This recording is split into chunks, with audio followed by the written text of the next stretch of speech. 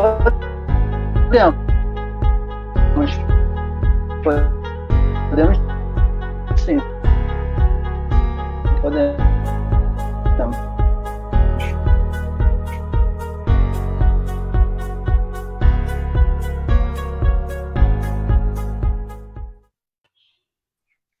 Oi, pessoal, boa noite.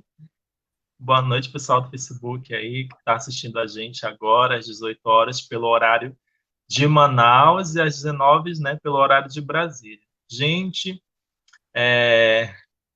deixa eu me apresentar, né? Me chamo Wenderson Lima, sou editor-chefe da revista Manduariçaua.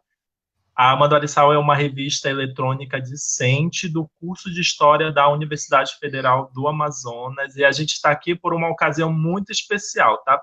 Nós estamos aqui, como já foi divulgado, né, na semana passada, estamos aqui para lançar o nosso novo dossiê, com o título de História e Patrimônio Documental. Então, hoje, eu trouxe aqui os dois professores organizadores, que eles vão estar falando um pouco de como foi a organização desse dossiê, falar um pouco sobre a questão dos arquivos numa perspectiva nacional e numa perspectiva mais local. Mas antes disso, pessoal, eu quero primeiramente, né, agradecer principalmente as pessoas que participaram da construção desse nosso dossiê, tá? Lembrando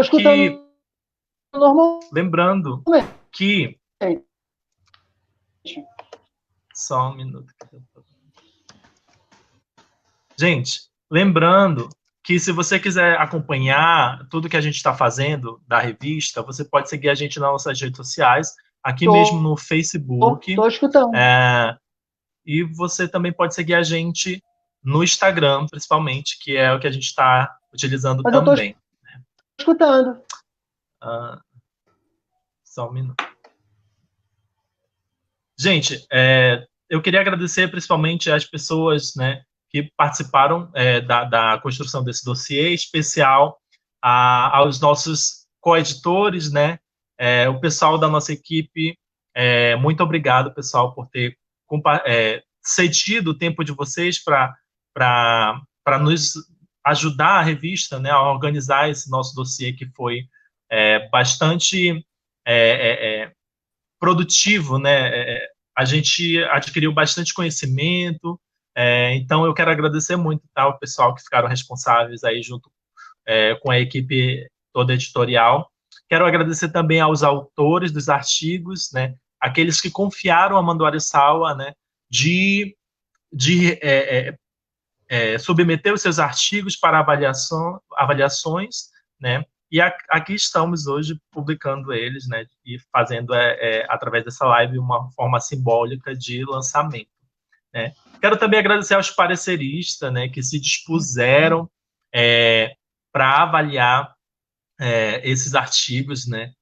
Muito obrigado pelo tempo, muito obrigado pela disposição, tá bom, pessoal? E, para finalizar, também queria agradecer aos nossos coordenadores que estão aqui hoje, né. Eu vou apresentá-los, inclusive, tá? Eu vou chamar aqui, né, a nossa professora Regina, Renata Regina, ela está aqui com a gente. Ela vai falar um pouco sobre a questão da organização do dossiê, como foi essa experiência, vai falar um pouco também dessas perspectivas, né, dos arquivos, nessa perspectiva do âmbito nacional, né? Para apresentar a professora, rapidinho aqui, dar o currículo, né? A professora Renata Regina Gouveia, ela é servidora da Fundação Casa Rui Barbosa. Ela é cedida atualmente ao Arquivo Nacional, tá? Ela é doutora em História pela Universidade do Estado do Rio de Janeiro, mestre em Ciência da Informação pela Universidade Federal do Rio de Janeiro também, bacharel em Arquivologia pela Universidade Federal Fluminense e licenciada em História pela Universidade do Estado do Rio de Janeiro. Boa noite, professora. Boa noite. É um prazer imenso ter a senhora aqui hoje. Prazer é meu também. Para a gente falar um pouco sobre como foi essa experiência de estar publicando um dossiê aqui para a gente, né, principalmente na região norte e para todo o Brasil, né? Essa experiência de estar falando um pouco sobre os arquivos, né? É um tema muito interessante e recorrente para a gente, né, que é uma revista de história, mas para o âmbito também da pesquisa geral, né, de uma forma geral. Queria que a senhora falasse um pouco para a gente, apresentasse, Ildas. Bom, deixa eu me inteirar aqui da tecnologia. Peço boa noite a todos. Queria agradecer aqueles que estão aqui. Antes de qualquer coisa, eu queria, na verdade, agradecer muito a experiência. Para mim, foi uma experiência bastante produtiva organizar um dossiê que tem a ver com a minha área, minha atuação de trabalho diretamente, aquilo que eu escolhi na minha vida para fazer. Então, assim, é muito gratificante poder participar de um processo como esse. Queria agradecer a comissão editorial, que sempre foi muito gentil nas solicitações, tanto minhas quanto do Leandro, que é o que vai apresentar posteriormente. A gentilezas, tanto no sentido de pensarem nos prazos, gentileza no sentido da gente tentar ajustar as necessidades relacionadas ao tema, e foram sempre aceitas. Então, assim, é um agradecimento muito grande, real, em relação a isso. Inclusive, as nossas propostas, vamos dizer assim, um pouco diferentes do que estava acostumada, que acho que talvez a minha experiência mais gratificante, que foi a possibilidade de fazer uma entrevista com alguém que a gente considerasse de grande importância dentro da área da arqueologia e da história, que é o professor o Fonseca. A gente fez essa entrevista, ela está na revista, e eu espero que vocês gostem. A participação da entrevista na verdade, foi produzida por mim e pelo Leandro, que também, a seguida, vai falar. Bom, eu gostaria também de agradecer aos pareceristas que se prontificaram de imediato a receber os artigos para fazerem as avaliações adequadas. Sem a função dos pareceristas, de fato, a gente perderia a nossa função de uma revista acadêmica, nós perderíamos a função de tentar produzir e publicar documentos com maior qualidade e com caráter acadêmico, que é o que nós estamos buscando aqui. Essa é uma revista acadêmica, né? E eu gostaria, obviamente, de agradecer aos autores, que sem eles nada aconteceria. Então, de submeter a revista e de tentar lançar seus trabalhos, e, de fato, tiveram trabalhos que foram muito gratificantes de ver ali junto no final, no produto final das revistas. E aí a gente tem a vantagem depois, de receber uma préviazinha antes de ser publicada para todos. Bom, diante disso, eu gostaria de começar a falar um pouquinho sobre o tema em si. Bom, o tema História e Patrimônio Documental é um tema que vem num processo, na verdade, de imersão, tem emergido dentro da sociedade a sua importância, porque o patrimônio documental, na verdade, começou a ser visto de uma nova forma, tem sido visto de uma nova forma já tem um tempo, e isso, quando a gente pega e faz uma revista com esse tema, a gente está tentando, na verdade, aglomerar um conjunto de aspectos relacionados a ele, que são, de fato, o que a nossa necessidade hoje, que é o que a nossa demanda contemporânea tende a estar observando. Mas essas demandas contemporâneas, elas nem sempre foram as mesmas, ao contrário, elas foram modificando-se ao longo do tempo, e até mesmo a percepção do que é o patrimônio documental. Bom, dentro disso, a gente tem questões envolvidas com a lógica da preservação documental, que é uma questão extremamente importante. Sem essa percepção de que a gente precisa preservar esse patrimônio, e a gente conseguir, né, só também desejar não é o suficiente, mas se a gente conseguir preservar, isso tem um aspecto, um impacto social muito grande. Só que, antes disso, a gente precisa de um passo anterior, que é reconhecer a importância desse patrimônio. E aí, antes de reconhecer, a gente tem um passo anterior, que é a consciência do que é o patrimônio. Eu não vou entrar muito nesse detalhe, porque depois o professor Leandro vai falar um pouquinho mais sobre isso. Mas, assim, parece uma coisa sem muita importância, ou parece muito simples de se entender, mas não é. A gente vem, na verdade, de muitos anos de uma consolidação de apenas um determinado grupo que a gente considera os grupos mais tradicionais, vamos dizer assim, do que a gente considera história, do que a gente considera patrimônio, de uma herança vinda na verdade, de um monopólio de uma determinada elite que estabelece um determinado critério para ser o que é patrimônio. E para além da gente entrar na discussão se isso foi feito, quais as intenções, ou até mesmo quão isso foi maniqueísta ou não, que não é minha intenção falar agora, a questão é pensar nesse patrimônio e pensar na amplitude do que ele pode ser é fundamental hoje para as questões atuais, principalmente porque a gente vai entender, tem que entender, e isso já está socialmente entrou em disputa, que na verdade, o patrimônio documental, ele é um espaço de poder, ele é um lugar que estabelece um poder sobre um determinado grupo. Bom, e aí temos a questão relacionada a isso.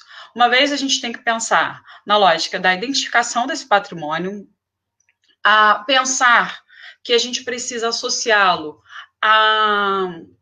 aos registros de uma memória, e aí, lembrando, só falando isso porque geralmente a gente fala muito, lugar de memória, mas a gente está, na verdade, falando, quando a gente fala de patrimônio documental especificamente, a gente está falando de registros de memória, que depois a gente pode monumentalizar, depois a gente pode dar voz àquilo, mas ao fim das contas o que a gente tem são registros.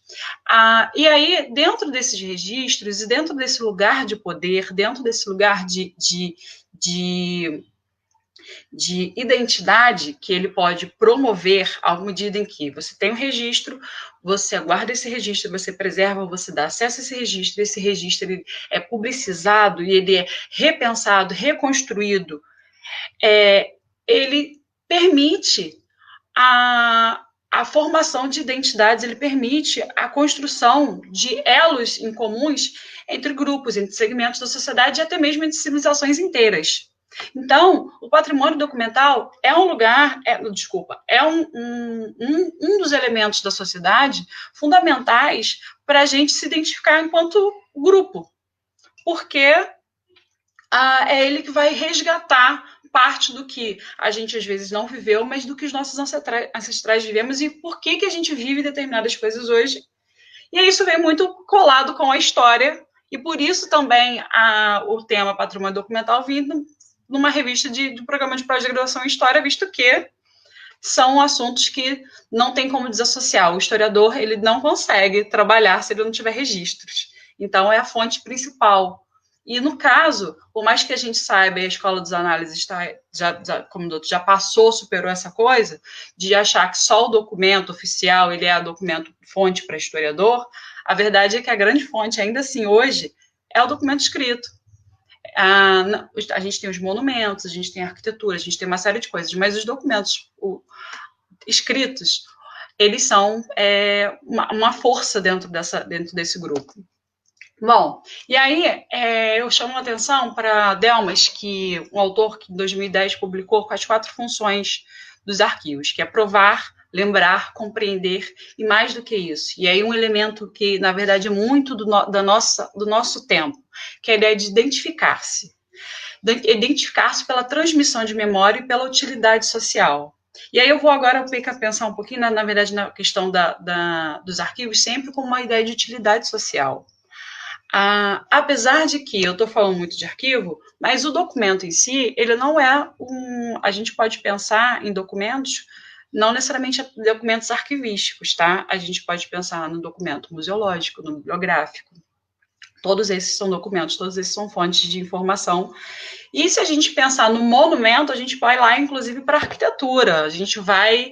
E aí, quando pensa em monumento, já faz um movimento, porque um documento arquivístico pode ser um monumento também da forma com que ele é exposto e tal. Enfim, voltando, e aí pegando um pouco mais sobre os documentos, sobre os arquivos em si, que é o que eu vou tentar falar um pouquinho aqui, porque, na verdade, a ideia é falar sobre essas instituições que estão guardando parte desses acervos, ou as instituições de arquivos, os centros de memória, que é o que hoje em dia está um pouquinho na moda. Esse arquivo, esse lugar onde proporciona essa memória, esse registro de memória, ele está para além do documento, para além da parte física, que também é chamada de arquivo. Para além disso, existe também a instituição de arquivo. E eu quero chamar a atenção exatamente para isso, para essa instituição de arquivo que é o lugar de guarda, que é o lugar de disputa de poder. Por quê?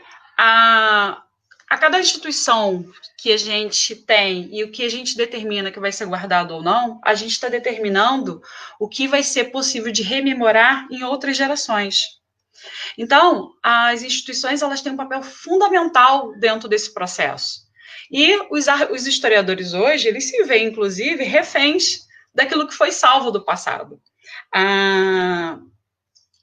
Por exemplo, documentos que você vai falar referentes ao século XIX, por exemplo, no Brasil, a gente quase não tem nada. Então, se qualquer coisa que é encontrado em determinada situação, que às vezes a gente encontra em instituições guardadas e tal, é uma lógica de qualquer coisa que foi guardado e tem preservado até hoje tem que se guardar sempre, porque a gente não tem uma cultura já longínqua de que a gente preservava essa documentação. Hoje em dia, a gente já pode se dar o luxo de pegar e fazer, por exemplo, aí na área de arquivologia, que é fazer uma tabela de temporalidade, selecionar aquilo que a gente pode, que a gente deve ou não guardar, que a gente precisa ou não guardar. Agora, em tempos passados, não. E o que foi guardado, o que ficou, ele representa um determinado grupo da sociedade, de uma relação, de um lugar de poder, de fato. E aí, a gente vê hoje essas instituições, elas tomando uma nova proporção.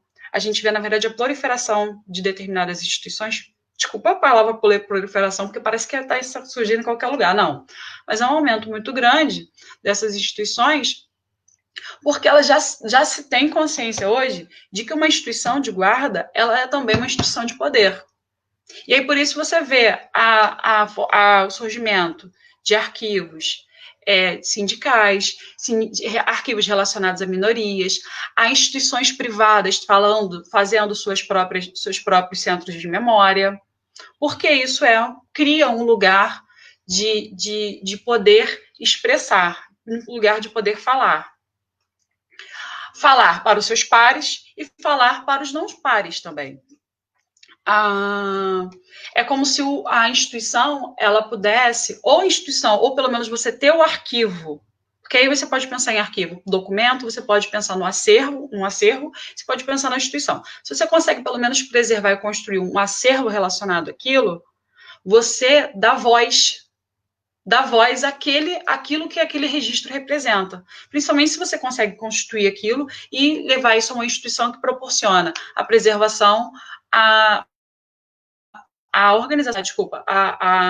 o tratamento arquivístico e depois a disponibilização para outras pessoas poderem ler, ter acesso e fazerem suas próprias interpretações e construções de discursos.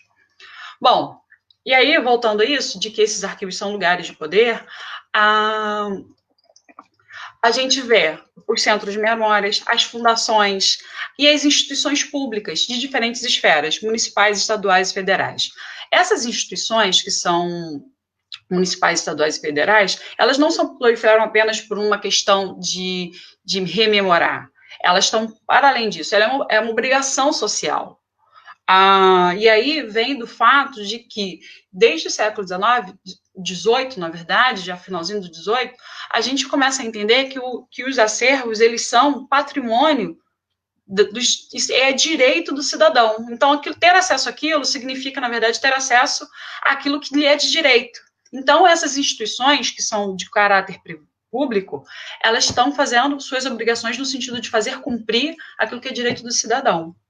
Mas a gente pode ver também fundações de bancos, fundações, outras instituições, fundações relacionadas a ex-presidentes, que estão querendo preservar a parte da documentação, que ao mesmo tempo é um benefício social, inegável, mas é também um lugar de marcação de espaço de poder.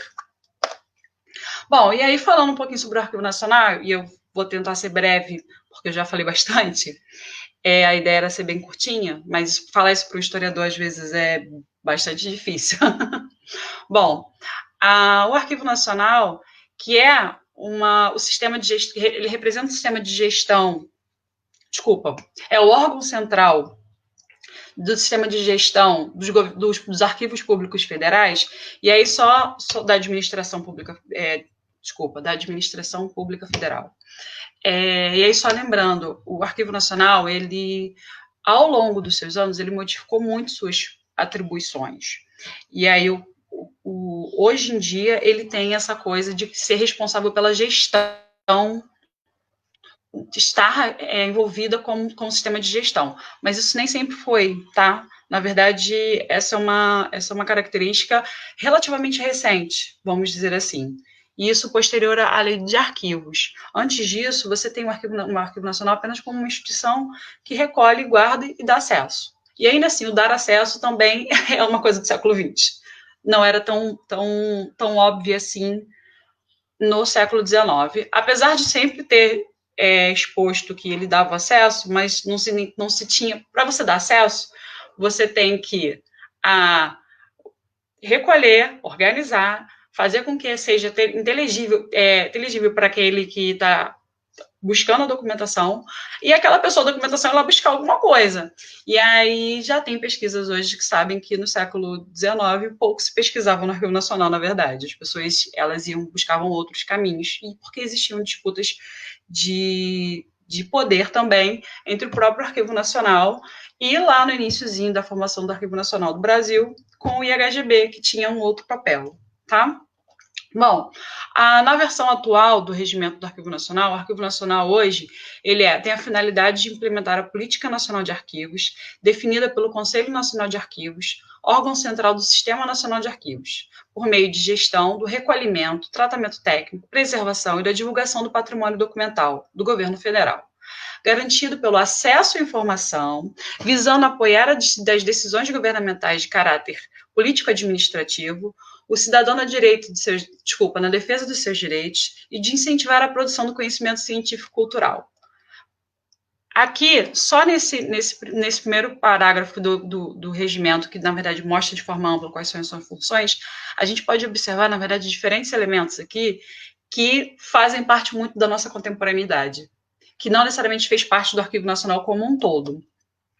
Bom, e aí isso acaba criando, né, na nossa geração atual, principalmente as pessoas que lidam com isso, o imaginário de que o Arquivo Nacional sempre teve que cumprir essa função de gestão documental, de ser um amparo para as outras instituições de esferas municipais e estaduais. E isso não é uma realidade. Historicamente falando, não é assim que funcionava.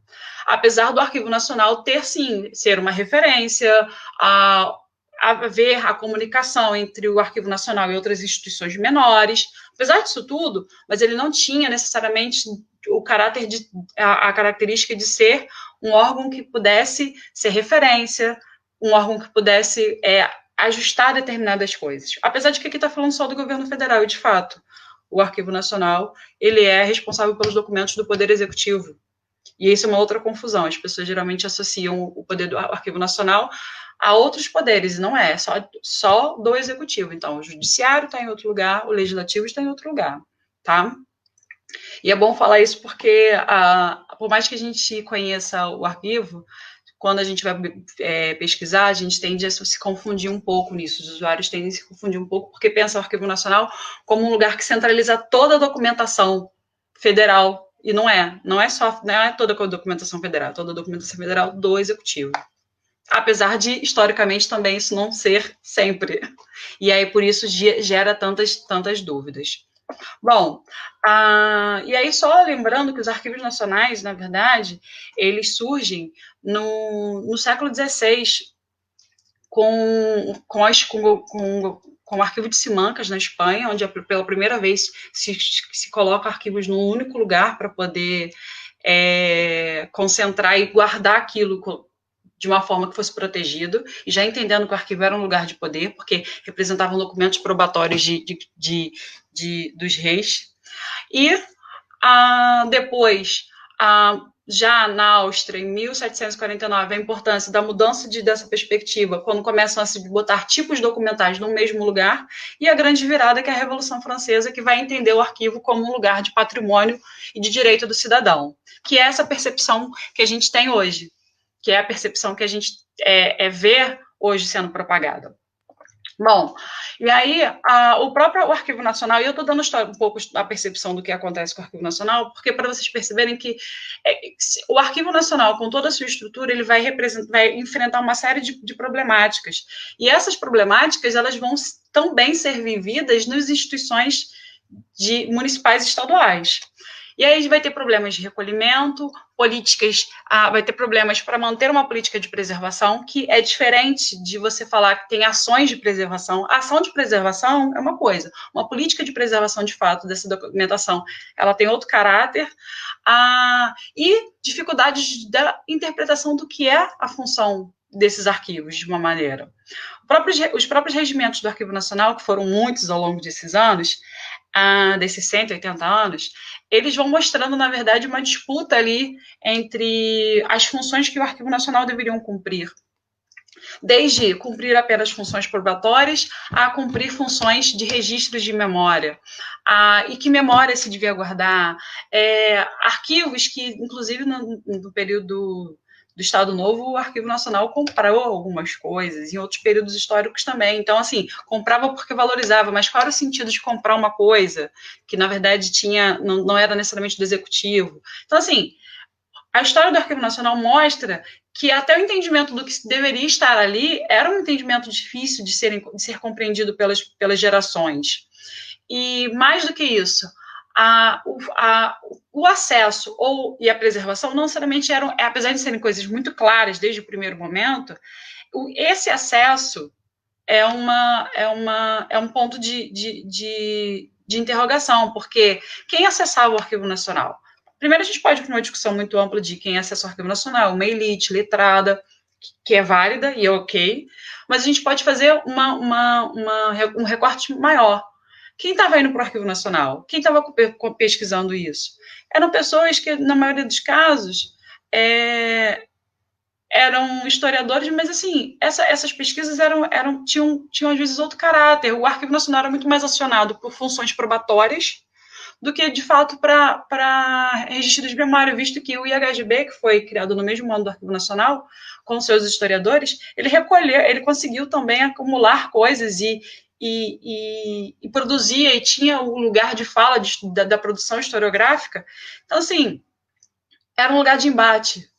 E, ao longo do tempo, essas coisas foram se assentando. E aí tem uma pesquisa publicada numa dissertação da UERJ, Tânia Wolff, que fala que só se vai ter, na verdade, um fluxo mais intenso de pesquisadores no Arquivo Nacional em 1911.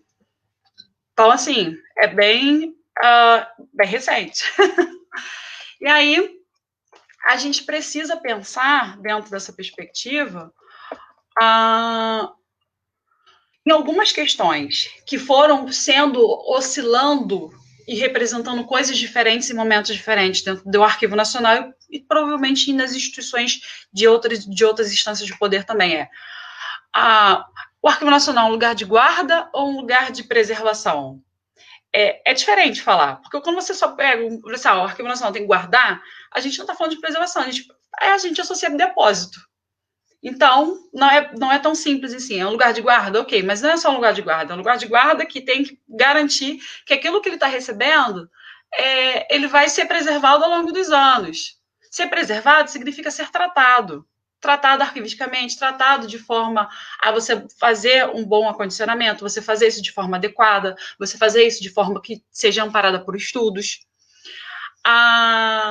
E isso não necessariamente acontece. Ou não necessariamente acontecia. Bom, além disso, o Arquivo Nacional era um lugar de acesso a quem? O Arquivo Nacional, dentro disso, enquanto ele começa a pensar que ele também é um lugar de difusor, de fazer difusão do patrimônio, de que não só ele tem que guardar, não só ele tem que preservar, não só ele tem que fazer uma forma elaborada para que as pessoas que estejam indo lá consultar consigam compreender o que tem ali, como ele também precisa começar a propagar externamente para que as pessoas comecem a se interessar pelo que tem ali, porque só guardar e listar não é suficiente. Então, assim, tá vendo? As várias camadas que envolvem isso, essas várias camadas, elas não são só de tratamentos que a gente tem que lidar hoje, são camadas que a própria instituição foi se desenvolvendo mais ou menos ao longo desses 180 anos. E aí, hoje em dia, se fala, por exemplo, de educação patrimonial, que é uma coisa extremamente contemporânea, mas não se fazia antes, ou se fazia? Dentro do conceito de educação patrimonial não. Mas aí no arquivo se fala de difusão de acervos, que é o quê? Você propagar. E aí, temporalmente, se oscilou. Hoje se fala em fazer vídeos com documentos arquivísticos, jogos com documentos arquivísticos, e já se falou também de simplesmente fazer exposição, pega 2 documentos, expõe, isso é já o suficiente para difundir o acervo. Então, assim, isso oscilou, isso depende de dinheiro, isso depende de recursos, depende de pessoas que tenham uma boa formação naquelas instituições. E, mais polêmico ainda, é pensar nessas instituições. Essas instituições são apenas para preservação e acesso, ou elas são também para a produção do conhecimento? As pessoas que estão ali trabalhando, elas têm a função de apenas transformar inteligível para o leitor, para o usuário, ou ela tem também a função de, à medida em que ela está vivenciando aquilo, produzir conhecimento? E aí, quando eu falo produzir conhecimento, eu não estou falando dela fazer pesquisa de história, eu estou falando dela produzir conhecimento sobre o próprio ofício. É sobre o quanto estão preocupadas em um arquivo nacional ou as instituições de arquivo cuidarem dos seus próprios acervos relacionados à sua própria história, que a gente chama de arquivo do arquivo. Até quanto a gente, por exemplo, preserva o arquivo do arquivo? As instituições, elas contam a história de si? Isso, por exemplo, caberia a quem? Caberia aos historiadores, que poderiam falar, a história das instituições está aí, a gente é uma área extremamente consolidada, mas é necessário também ser dito pelos técnicos que, de alguma maneira, trabalham ali e que têm uma outra forma de abordar aquele conhecimento. Mas, ao mesmo tempo, a gente não tem, por exemplo, na obrigatoriedade do Arquivo Nacional, a produção de conhecimento sobre si.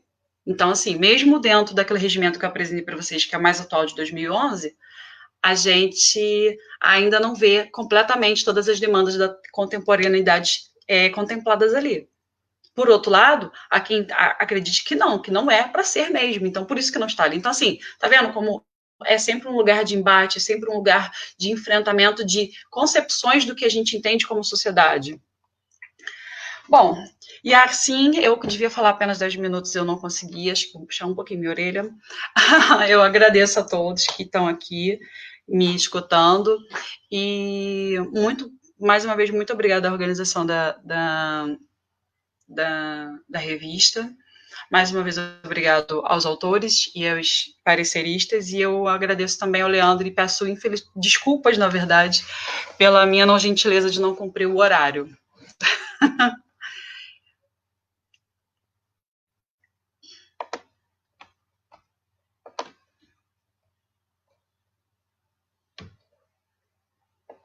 Não está escutando. Gente, desculpa, eu esqueci de ativar o meu microfone.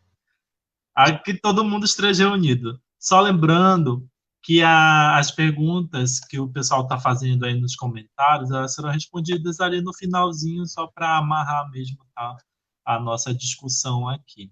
Mas uma excelente fala, professora. Gostei muito, tá? Agora eu quero passar a palavra para o professor Leandro Aguiar, né? Para fazer as honras aqui, eu vou apresentar o professor Leandro, né? Ele é professor concursado da Universidade Federal do Amazonas e da Faculdade de Informação e Comunicação. Ele é doutorando em História pela Universidade Federal do Amazonas, mestre em Ciência da Informação pela Universidade Federal do Rio de Janeiro, bacharel em Arquivologia pela Universidade Federal Fluminense e licenciado em História pela Universidade do Estado do Rio de Janeiro. Professor, eu passo a palavra para você e fique à vontade, tá bom? Seja bem-vindo. Obrigado, Anderson. Boa noite para todos. Só vou adiantar a questão de tecnologia. A minha internet está um pouco instável aqui, então caso tenha uma dificuldade, eu vou tentar o plano B. Eu quero agradecer ao Anderson e também estender os agradecimentos a todos. Quero agradecer também aos pareceristas que aceitaram esse trabalho e, lógico, aos autores que, como a própria Renata falou, o Anderson falou, sem eles não teríamos a revista, né? E já adianto que eu fiquei muito feliz, porque, normalmente, essa temática, por ser uma temática não tão divulgada assim, tem uma certa dificuldade em ter artigos para fechar o dossiê. O que não tivemos aqui, o que me deixou muito feliz até, né? Só eu vou ressaltar, na realidade, eu não vou entrar no que a professora Renata falou tão bem aqui, sobre essa perspectiva da importância de se pensar o patrimônio documental na sociedade como múltiplos patrimônios, que remete a múltiplas identidades, né? Eu não vou entrar um pouco nessa perspectiva, que a Renata chamou a atenção, por exemplo, do Arquivo Nacional, mas eu vou pontuar algumas questões envolvendo essa temática de história e patrimônio, até para instigar um pouco aos historiadores, e não apenas aos historiadores, mas a todo cientista, pesquisador que venha trabalhar, que tenha um interesse em pensar essa perspectiva da tecnologia, né?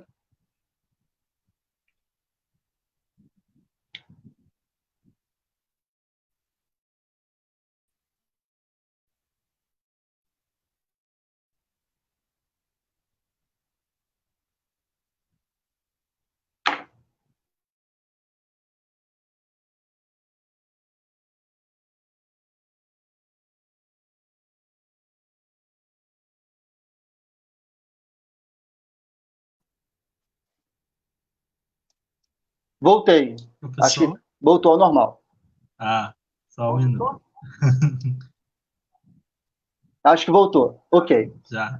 Então, só continuando nessa perspectiva, a grande questão é a temática envolvendo história e patrimônio documental vem no viés da história, mas também no viés da própria arquivologia e das ciências da informação, que é, como a professora Renata falou, não se apegando apenas ao documento, ao patrimônio documental arquivístico, mas a própria questão do dossiê vem ressaltar a concepção de patrimônio documental em várias outras perspectivas, da museologia, da biblioteconomia, da documentação. Então, todo embate, toda ação envolvendo a preservação, a difusão e o estudo do patrimônio documental entra nessa perspectiva. E, lógico, no caso da história, pensar uma produção, uma perspectiva histórica, né? Só queria ressaltar que é uma temática que, ao mesmo tempo, não tão difundida assim, mas desde 2010, a Ampul Brasil já tem um simpósio temático que vem trabalhando essa perspectiva da história do patrimônio, história e patrimônio documental, né? A revista Acervo do Arquivo Nacional, uma das mais importantes, vinculada à história, à arquivologia, principalmente, ela também, recentemente, teve vários trabalhos que teve essa perspectiva de uma história vinculada ao patrimônio documental ou patrimônio documental vinculado a uma perspectiva histórica, né? A própria revista da Ampul também, a revista de história da Ampul, ela trouxe já tem alguns números bem recentes que vem trabalhando essa perspectiva. E também as Ampuls regionais, né? Os encontros regionais, os encontros estaduais de história têm puxado a cada ano de eventos essa temática também. Chama atenção para a Ampul São Paulo, que já vem fazendo isso há alguns anos, a Ampul Rio de Janeiro, na última Ampul regional do Amazonas, tivemos um simpósio temático. Esse ano também temos esse simpósio temático, que vai acontecer na Ampul online, né? E, recentemente eu soube, né, que a Ampul Pará também vem a ter um simpósio temático, vinculando o debate sobre patrimônio documental nessa perspectiva histórica. O que é importante nesse ponto é conseguirmos pensar. Tradicionalmente, o historiador ele vê o patrimônio documental como unicamente um objeto, né, uma fonte, usando o termo normal, vamos chamar assim, né, corriqueiro. Ele trabalha muito nessa perspectiva do documento como uma fonte, do patrimônio documental como uma fonte, que está lá no arquivo e que ele utiliza ela para contar, para refletir sobre a sociedade, para pensar aspectos específicos da sociedade, temáticas de pesquisa dele. Mas pouco ainda, e é o que a gente está conseguindo fazer, como eu falei, já dei um histórico aqui dos locais de debates, né? Desde 2010, mas que está se volumando a cada vez mais, é pensar esse patrimônio documental como um objeto da análise historiográfica, né? Do objeto da análise histórica. Como assim? É refletir justamente o que levou a ser criado esse patrimônio. Como bem falou a Renata, pensando esse patrimônio como registro de memória. E aí a gente utiliza, por exemplo, o próprio Legoff, que vem a trabalhar essa perspectiva do patrimônio, do documento como um patrimônio, né? O documento, ele é criado, ele é fruto da sociedade. Ele é um vestígio, muitas das vezes, que no caso do Brasil, mas não apenas, é um vestígio que sobra muitas das vezes do descaso da sociedade, do descaso dos entes políticos, né? Ainda não temos uma cultura de preservação desse patrimônio tão forte assim, mas principalmente pensar que esse patrimônio documental venha a ser o acervo que está guardado nos arquivos, venha das instituições como o Arquivo Nacional, o Arquivo Público do Estado do Amazonas, mais recente para a gente, instituições que não são arquivísticas, mas que também fazem a guarda desse patrimônio. Por exemplo, no caso do Brasil, o IHGB, que tem uma função importante, né? No caso do Amazonas, o IGA, o Instituto Geográfico Histórico, mas outros tantos que a gente possa pensar. E que é, na realidade, identificar esse patrimônio como um objeto.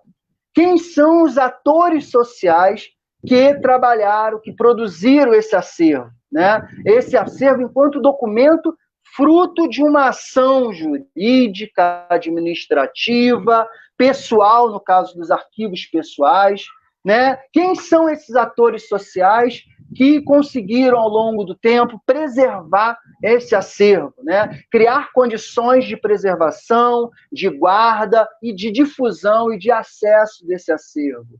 Quem são esses atores sociais? Venham a ser as pessoas, venham a ser as próprias instituições como atores sociais que conseguiram perpetuar o acervo para que a sociedade, ao longo da história, possa analisar, refletir dentro das suas especificidades. Então, é um campo muito interessante para o historiador e para todos os cientistas, os pesquisadores que venham a querer pensar sobre patrimônio. E, tradicionalmente, se pensa patrimônio material, principalmente a arquitetura, o patrimônio imaterial, os antropólogos trabalham muito com essa perspectiva, mas, principalmente, os historiadores, vamos chamar os mais tradicionais, seria interessante, pensar essa construção social, o patrimônio como uma construção social. E é uma questão social, não só uma construção, como também uma questão social, né? Se preservar o quê? Se preservar para quê? Eu dou um exemplo aqui, bem próximo ao meu trabalho, que é pensar o patrimônio documental na Primeira República, principalmente pensando o Arquivo Público e o IGA. Por quê? São duas instituições com funções totalmente diferentes. O Arquivo Público do Estado do Amazonas, ele é criado em 1897, só para você temos uma noção, é uma instituição antiga, mas das mais antigas do Brasil, né? Criado logo no início da Primeira República. O IGA, logo depois também, início de 1900, ele também é criado, mas com funções diferentes, um para preservar a documentação administrativa do Estado, o outro para resgatar a história, para pensar a identidade e construção. Resgatar é um termo perigoso, mas de pensar a história da sociedade, a identidade, como bem falou a Renata, os registros de memória, né? Mas que eles se entrelaçam. Quem são esses atores sociais, os membros do IGA, né, à sua época, que escolhiam qual era o documento que iria ser preservado? Tinha essa escolha, né? Não se guarda tudo, é impossível se guardar tudo. O arquivo público, mesmo tendo um regimento, uma perspectiva de guardar a documentação do Estado, também acaba escolhendo o que preservar. E mais ainda, numa perspectiva de políticas efêmeras, você tem essa perspectiva, quer dizer, você tem um acervo documental que você não consegue financeiramente fazer a preservação da melhor forma para todos, então você acaba escolhendo. Você também vai ter a difusão, a forma de difusão desse acervo, você vai ter escolhas. Reparem, quem faz essas escolhas não são apenas técnicos, né?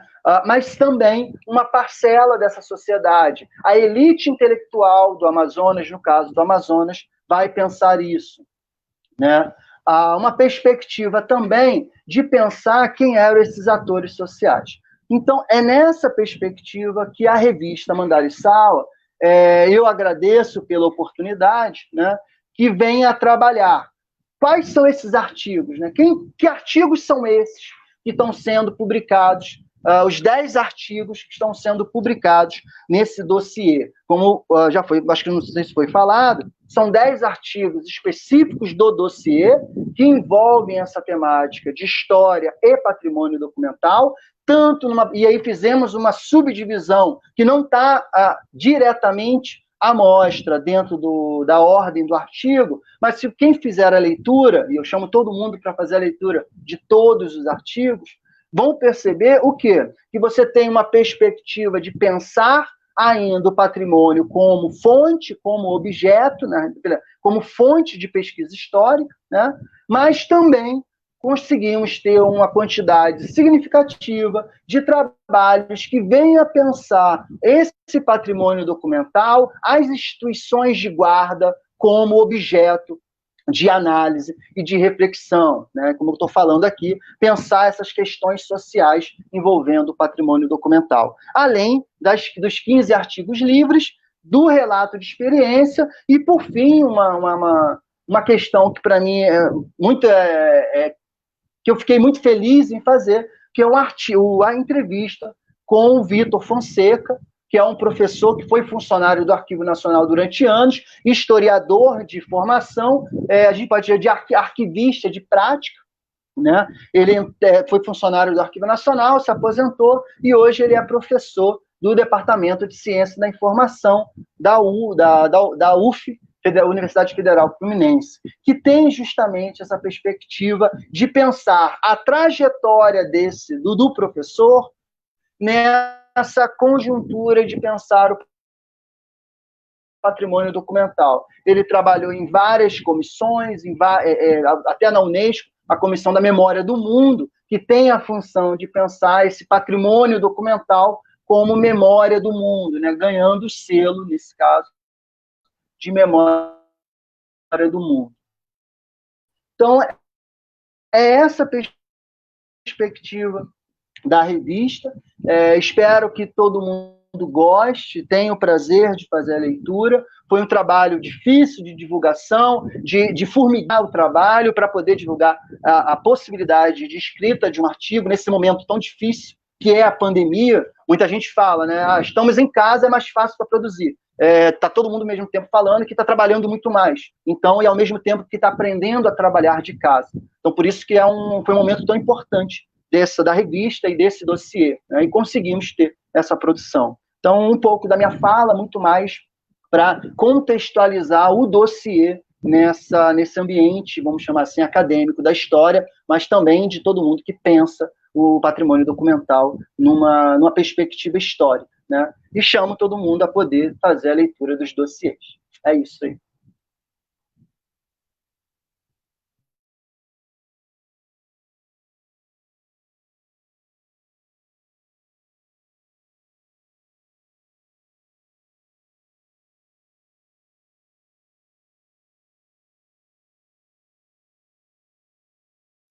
Gente, eu esqueço de ligar o microfone, me desculpem. Eu acho que estão me ouvindo agora, né? Obrigado, professor, pela sua fala, tá bom? A professora Renata, eu acho que ela teve que sair, ela teve algum probleminha de conexão.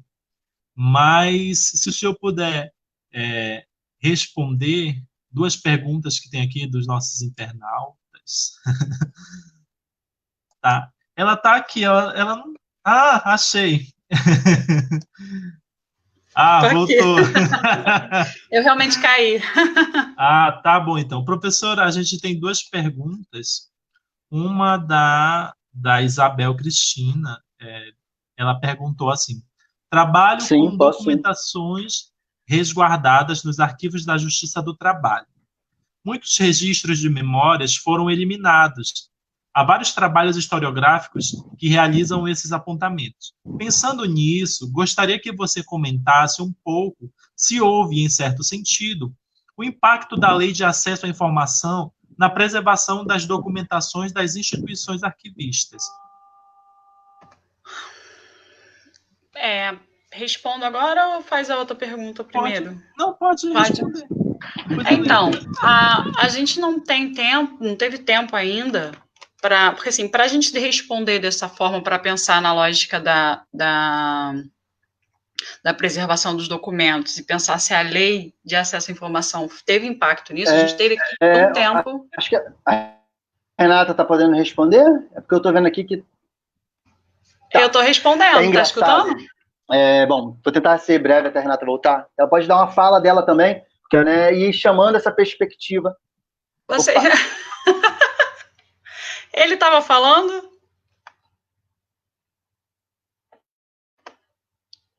Você está sem áudio. Sem áudio. Gente, desculpa, eu me esqueço toda vez de ligar o microfone. Tava dando delete na câmera dele, tá? Então ele tava vendo atrasado. O que eu tava falando, eles estavam escutando? Não, tá fluindo normal. Pode falar. Tá, tudo bem. Não deu... Para a gente fazer uma afirmativa tão forte relacionada a isso, a gente teria que primeiro ter tido tempo suficiente para pensar de que se pós a lei de acesso à informação, as pessoas passaram a manter mais os seus acervos resguardados, e aí, a partir disso, passado o tempo de período de arquivo corrente intermediário, se isso impactaria no recolhimento. Então, assim, para responder isso de uma forma que fosse realmente sólida, teria que ter, na verdade, passado alguns anos aí para a gente poder, pensando nessa metodologia de pesquisa. O que a gente, por outro lado, a lei de acesso à informação, ela permitiu que muitas pessoas tivessem acesso a muitas informações que até então eram de difícil solicitação.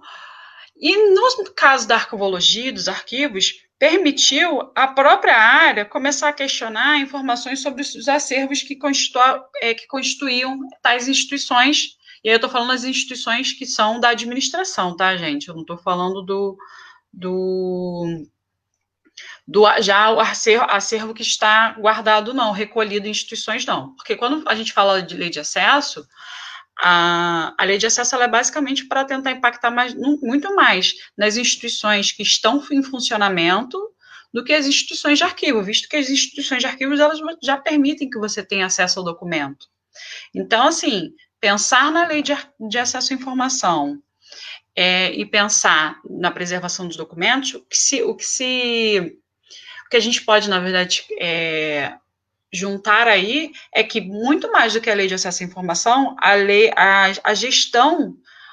uma gestão de documentos eficiente é muito mais importante nesse processo para a preservação documental. Agora, para além disso, você permite ter a pesquisas em desenvolvimento da área de arquivo, solicitando informações sobre os acervos que ainda não foram recolhidos, ou que estão ainda no processo de arquivo corrente ou intermediário. Nesse caso, eu, por exemplo, conheço o professor Maria Jardim. Ele, por exemplo, fazendo pesquisa sobre governança, e ele usa da lei de acesso à informação para saber diversos elementos que compõem a parte de gestão de documento das instituições que estão em funcionamento. Por exemplo, eu vou dar um exemplo prático. O que a gente sabe sobre os documentos da gestão atual de documentos do Ministério da Justiça, por exemplo? Que documentos não foram recolhidos ainda para o Arquivo Nacional, Ministério da Justiça. Eu, com a lei de acesso à informação, posso ir lá e questionar e perguntar: vocês têm um projeto de gestão de documento? Qual é o projeto de vocês? Eles estão disponíveis? Então, nesse sentido, se tornou mais público o que as instituições estão fazendo.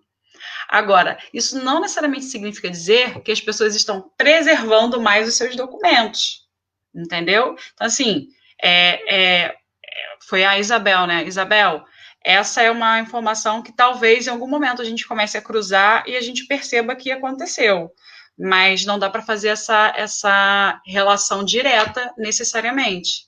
Eu apostaria que vai fazer a diferença sim, mas só ela sozinha não, porque vem com outros elementos, e principalmente, se você tem uma instituição que ela tem minimamente um projeto sendo implementado de gestão de documentos, para as gerações posteriores, quando começar a recolher esse documento da nossa contemporaneidade, de fato vai ser bastante impactante.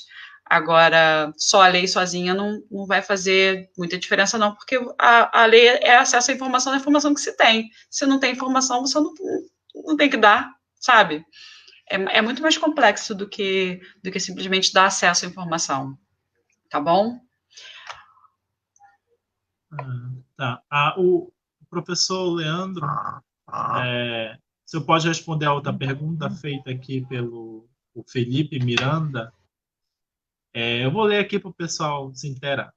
Diz bem assim: gostaria de saber como vocês pensam o fato de que, mesmo patrimonializados pela CF de 1988, os documentos de arquivo ainda não dispõem de um instrumento de salvaguarda a nível do IPAM, que contemple suas singularidades. Mesmo inseridos na categoria de bens móveis pelo decreto, número 25 de 1937, não são frequentes os casos de tombamentos de acervos arquivísticos. Não seria o caso de pensar um instrumento de salvaguardar próprio para estes documentos? Talvez, não sei.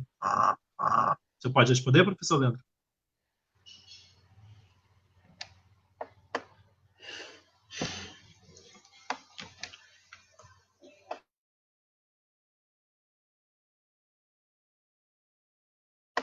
Vocês escutam o Leandro?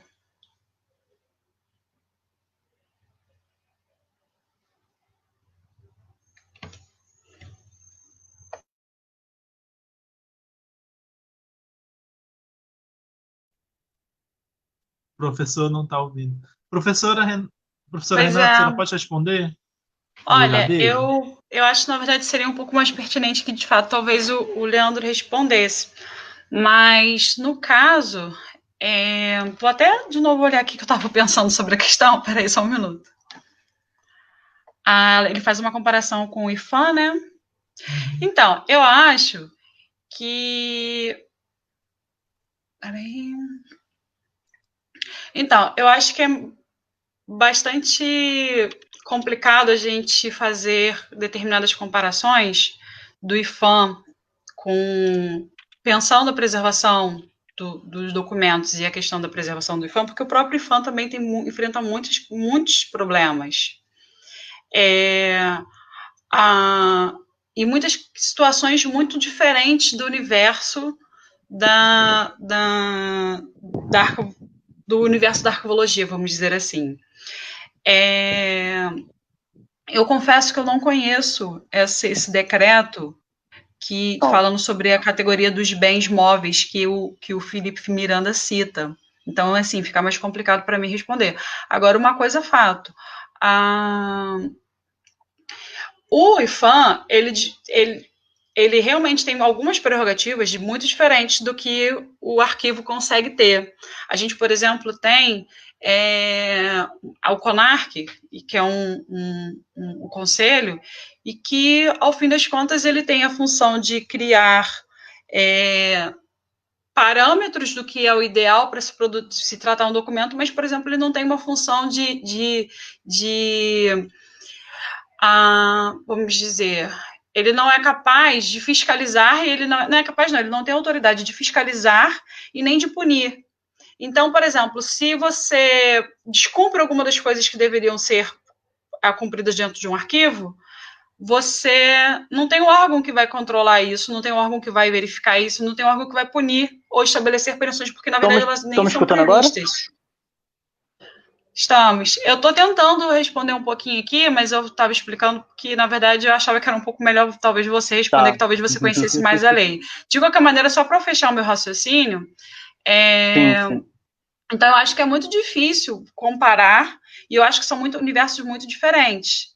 Agora, uma questão que a arquivologia não, na verdade, os arquivos, eles enfrentam, que é muito delicado, é o fato de termos essa situação. A gente tem aí conhecimento científico e produz informação para saber qual a melhor forma de se tratar determinado documento. No entanto, nós não temos uma política efetiva que tenha a autoridade de fiscalizar, inclusive punir quando não se cumpre. E aí, quando você não estabelece coisas assim, você deixa um pouco à mercê da autorresponsabilidade das instituições, que cumprem ou não. Se não cumprir, o que acontece?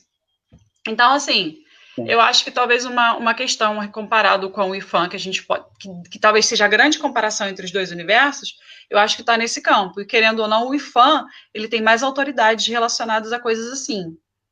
Mas, enfim, vou passar a palavra ao Leandro, que... É porque o IPHAN é um outro universo, né? Um universo muito grande, inclusive. Então, bom, eu tô o bom de estar em casa é porque eu posso vir para a janela e acho que a minha internet está funcionando agora. Estou na beira da janela, espero que o celular não caia. Mas vou tentar ser breve, né? É justamente, quer dizer, eu gostei da pergunta, porque ela remete justamente ao trabalho que a gente está fazendo de pensar patrimônio documental numa perspectiva de reflexiva, no nosso caso, da história. Por que eu falo isso? E realmente, como ele bem falou, em 1937, quando é criado o IPHAN, né, que hoje é o atual IPHAN, foi uma escolha política o que iria entrar, o que seria escolhido como patrimônio. E a gente sabe que, numa perspectiva documental, o patrimônio como documento, ele não foi escolhido para ser representado e preservado diretamente pelo IPHAN. Né? O tanto que foi escolhido, que a gente conhece como patrimônio de pedra e cal. Só recentemente, na Constituição que está vigente, é que começou a se ter essa perspectiva do patrimônio documental. Mesmo assim, a gente vai ter que pensar que, historicamente, não tinha essa visibilidade, o documento como patrimônio, então você não vai, acaba que você perde um pouco dessa política. Então, se você for escolher, de fato, o que vai ser patrimonializado, os agentes técnicos e os políticos, os agentes políticos dentro do IPHAN e dentro do governo brasileiro, vou dar esse exemplo, eles não vão ter essa perspectiva do patrimônio documental. O que pode ser criado? O que foi criado? Como que a gente pode pensar isso, a ação do IPHAN? Né? É justamente fazer a luta, a briga. Vou dar um exemplo. Recentemente, eu tive com outros professores no IPHAN Amazonas, que era justamente a gente começar a tentar pensar como que a gente pode preservar o patrimônio documental na perspectiva do IPHAN Amazonas. É uma briga política difícil. Aí, como a Renata bem falou, aí entra no mérito falta de recurso financeiro, falta de recurso profissional, tecnológico, para você começar a aumentar a gama dessa perspectiva. Vou dar um exemplo. Hoje não tem historiador. No IPHAN Amazonas não tem historiador. Tem antropólogo, tem sociólogo, tem acho que a diretora, se eu bem me lembro, ela é da arquitetura. Nesse esbojo político, o que você vai deixar de lado? O patrimônio documental. Porque aí cada um vai puxar a sardinha, no bom sentido, para o seu lado, para criar políticas para o seu lado. É aí que entra, por exemplo, tão importante o trabalho do projeto vinculado à Unesco da Memória do Mundo, que tem essa função especificamente de pensar o patrimônio documental. né? Quais são os patrimônios documentais que podem representar as diversas sociedades, as diversas identidades sociais ao longo do tempo e hoje, principalmente. Então, é essa perspectiva. E aí, o projeto Memórias do Mundo tem um viés internacional, que é diretamente vinculado à Unesco, tem um viés regional, nesse caso, por exemplo, na América Latina, né, com a ALA, e tem o viés nacional, você tem a Memórias do Mundo Nacional. Por exemplo, recentemente que eu digo, acho que foi 2 anos atrás, 1 ou 2 anos atrás, tivemos uma documentação que está guardada no Tejan, que ela ganhou o selo Memórias do Mundo, né? Só que numa perspectiva do Brasil. Então, assim, também falar que o IPHAN deveria fazer isso, tem que ser relativizado, porque são brigas políticas. E é justamente o que a gente pensa. Quer dizer, está aí um tema para se pensar, para os pesquisadores que quiser entrar nessa seara, é pensar ao longo da história quais foram as ações políticas e práticas do IPHAN, por exemplo, para pensar patrimônio documental. Quer dizer, temos hoje uma Constituição que reconhece. Mas quando que começou esse reconhecimento, essas lutas para se reconhecer? Quais foram os atores sociais que pensaram esse reconhecimento e que iniciaram a seara para pensar esse reconhecimento, né? Então, colocar que o IPHAN tem que fazer, sem relativizar, que é um espaço político, é um pouco perigoso. Aí que está. Cabe aos historiadores que estão se formando, cabe aos historiadores recentes, começar a lutar para que esse patrimônio documental venha a ser, de fato, preservado. Porque tem isso também. Você pode botar na Constituição Federal que o patrimônio documental tem que ser preservado. Ótimo, legal. Mas e a prática? Né? A Constituição ela é um conjunto de leis que podem ser aplicadas ou não, dependendo de vários fatores sociais. Recentemente, agora, vi uma fala, né? A questão política, principalmente, o Tribunal Superior Federal, ele age muito de acordo com o vento e a ventania. Não é só eles, não. Todas as instituições políticas e técnicas até também têm essa questão. Então, é um tema para ser debatido. Desculpa, já finalizando. É um tema para ser debatido, entendeu? E é importante. E não só o IPHAN. Por que o Arquivo Público do Estado do Amazonas tem uma dificuldade tão grande de fazer o recolhimento do seu acervo, a difusão do seu acervo? É um exemplo também para se pensar. Quer dizer, o IPHAN é uma perspectiva política, mas tem outras também que têm que ser também pensadas nessa construção do patrimônio, na construção e na idealização de um patrimônio documental para a nossa sociedade. Isso. Então, professores, obrigado aí pelas respostas. Eu acho que a gente conseguiu, né, concluir o nosso objetivo e o nosso dossiê está aqui, né? Quem quiser pode entrar no nosso site, né? Buscar aí nas nossas redes sociais o link para baixar, tá bom? Então, ele está aí à disposição. Qualquer dúvida, entre em contato com a nossa revista, né? Desde já eu convido, né, a todos que prestigiaram e são pesquisadores, enfim, são produtores de conhecimento, submeta seus artigos para a nossa revista. A gente recebe fluxo contínuo de artigos para publicação. Então, eu agradeço muito a todos que participaram da nossa live, que mandaram as suas perguntas, né? E muito obrigado aos coordenadores, aos professores, pela disponibilização, né, e pelo empenho aí nesse dossiê que ficou tão bacana, tão interessante, tá bom? E aí a gente vai deixar agora que os nossos, né, historiadores, arquivistas, pesquisadores se deleite aí, né, com o nosso novo dossiê. Tá bom? Sim. Então, professores, obrigado. Okay. Boa noite a todos. Agradecemos. Obrigado. Uma boa semana. Boa semana. Tchau, tchau.